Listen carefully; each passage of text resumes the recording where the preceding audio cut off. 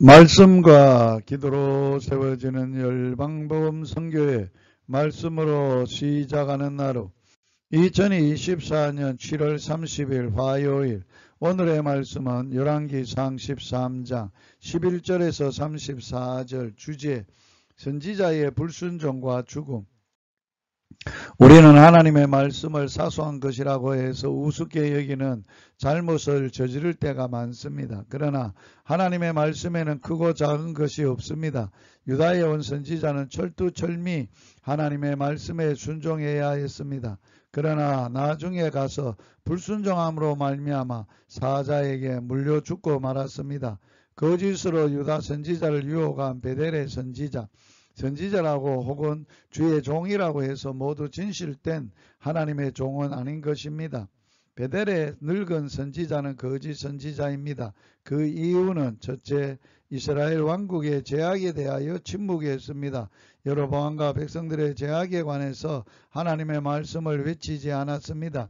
이 늙은 선지자는 시대의 악을 모르는 채 함으로 결국 인정한 자가 된 것입니다. 주의 종들의 시대의 악에 관한 침묵은 동조자가 되는 것입니다.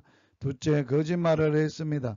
하나님의 진실된 선지라 아무리 선한 목적이라도 거짓말을 하지는 않았을 것입니다. 한 젊은 선지자가 나타나 시대의 악에 관하여 하나님의 말씀을 도전했을 때 늙은 선지자는 자기의 불의를 합리화시키고자 또는 인정받고자 이 선지자를 초청했는지 모르겠습니다.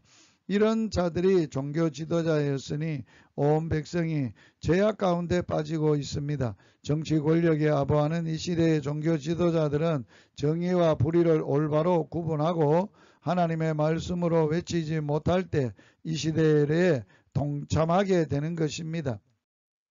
사자에게 물려 죽은 유다 선지자는 여로보암 앞에서 외치는 일과 그의 유혹을 뿌리치는 일에는 성공을 했습니다. 그러나 거짓 선지자 유혹에 넘어가고 말았습니다. 거짓 선지자의 집에서 물과 떡을 먹은 일은 아무것도 아닌 일인 것 같습니다. 또한 그의 속은 것뿐이라고 변명할 수도 있겠습니다. 그러나 그는 하나님의 명령을 불순종한 것입니다. 하나님의 명령에는 크고 작은 것이 없습니다. 모두 하나님의 말씀이므로 귀한 것입니다. 작은 일 같지만 선지자의 집에 들어가 식탁에 앉는 것은 매우 참혹한 결과를 초래했습니다. 작은 일이라고 해서 불순종하기를 다반사로 여기는 형제에게는 이 교훈이 큽니다. 특히 주의 종의 불순종에 대해서는 하나님께서 책임을 물으십니다.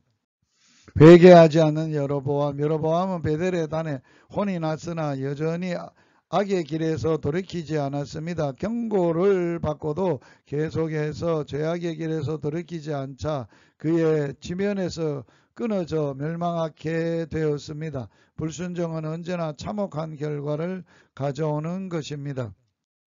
말씀으로 기도하기. 너희는 세상의 소금이니 소금이 그 맛을 잃으면 무엇으로 짜게 하리요. 후에는 아무 쓸데없어 다만 밖에 버리워 사람에게 밟힐 뿐이니라. 마태복음 5장 13절. 주님, 항상 주님을 경외함으로 주의 말씀에 순종하며 살게 하여 주옵소서.